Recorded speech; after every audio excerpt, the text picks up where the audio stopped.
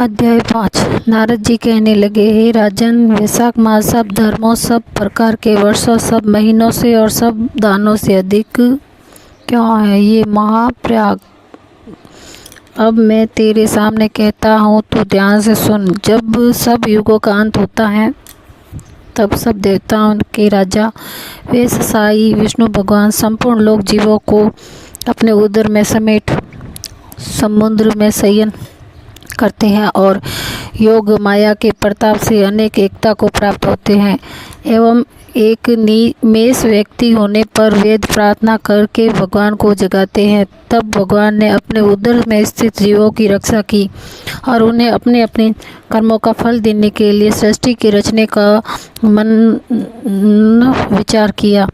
तब वह विष्णु भगवान की नाभि से त्रिलोकी का आधार रूप सुवर्णमय कमल उत्पन्न हुआ। उसी कमल में से विराट पुष्प रूपी ब्रह्मा उत्पन्न हुए। फिर भगवान ने उस विराट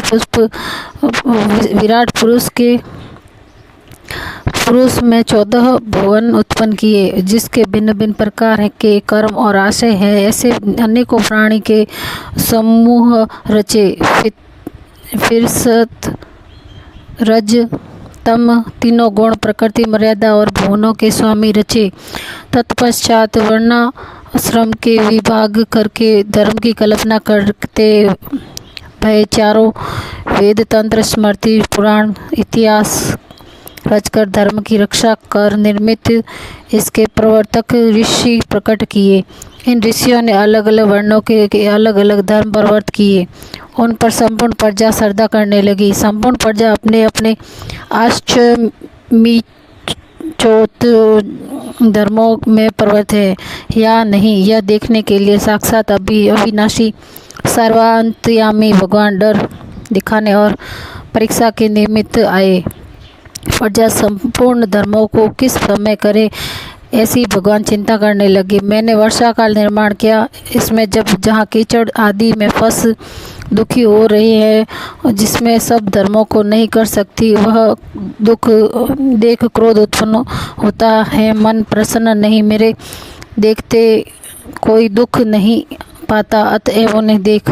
शरद काल में जब सब खेती में लग रहे हैं, उसके पूर्ण रीति से धर्म नहीं कर पाते और पक्के फल की अपेक्षा कर रहे हुए हैं, वहाँ वर्षा से पीड़ित कोई शीत से दुखी है, अतः धर्म नहीं करते। इन्हें देख कोई रोष उत्पन्न होता है, उन्हें देख मुझे रोष उत्पन्न होता है। उनकी उल्टी मीत देख कर मुझे संतोष नहीं।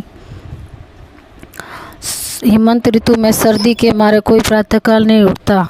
सूर्योदय से पहले न उठते देख मुझे क्रोध उत्पन्न होता है। शीत ऋतु में भी प्रातःकाल के समय शीत से पीड़ित रहते हैं, वह फसल पक जाने की प्रतीक्षा करते हैं। फिर जो मनुष्य जाड़े के मारे प्रातःकाल स्नान करने के लिए केवल सोचा ही करते हैं, उसका शुभ कर्म लुप्त हो जाता है, जो कभी पूरा नहीं होता। यह समय प्रेक्षण का नहीं है। ऐसा विचार कर भगवान ने बसंत ऋतु को संपूर्ण पातकों को निवारण करने वाली माना है। अतः ऋतु स्नान दान ज्ञान यज्ञ क्रिया भोग और सब प्रकार के धर्मों का साधन करने के लिए वह ऋतु बड़ी अनुकूल है।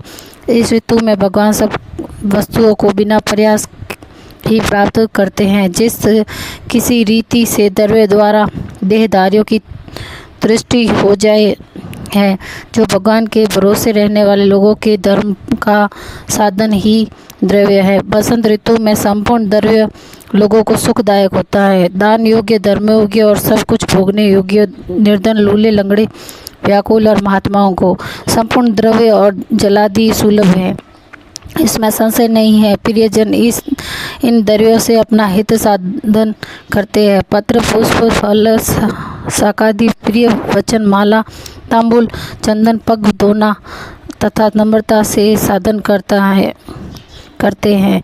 मैं उनको वर देता हूँ। ऐसा कहते हुए विष्णु भगवान लक्ष्मी सहित चारों ओर वन देखते चले, जिसमें अनेक प्रकार के फूल खिल रहे हैं, जिसमें हष्ट पुष्ट प्राणी रहते हैं और मत वाले अमर और पक्षी विचर रहे हैं। ग्रामवासियों के बहुमूल्य आश्रमों के आंगन उद्यान स्थल लक्ष्मी दिखाने लगी।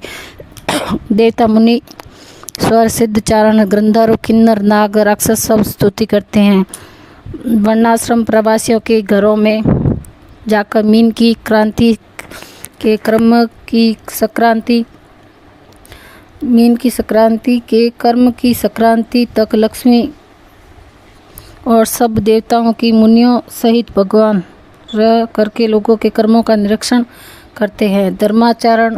धर्माचरण वाले पुरुषों की मनोकामना पूरी कर देते हैं और मदोन्मत्त की आयु और धनादि को हरते हैं। जो वैशाख की भगवान की पूजा करते हैं तथा उनकी चल मूर्ति रूप साधु महात्माओं की सेवा करते हैं तथा अन्य महीनों में नहीं करते हैं, उनके अपराध को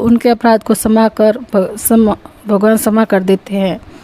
जैसे अपने देश में आए हुए राजा को देख उस देश के निवासी मनुष्य बहुमूल्य भेंट दिए पूजा लेकर राजा की पूजा करते हैं, तब राजा पूजा की आराध्य द्वारा जान लेता है कि आमों की सेवा पूरी है, आमों की न्यून है।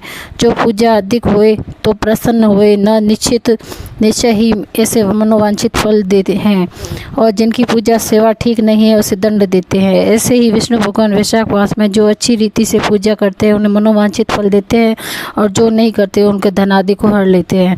धर्म के रक्षक देव सारंग प्राणी विष्णु भगवान इस मास में प्राणी की परीक्षा करते हैं, इसलिए यह महीना सबसे उत्तम है। जय वैशाख मास की।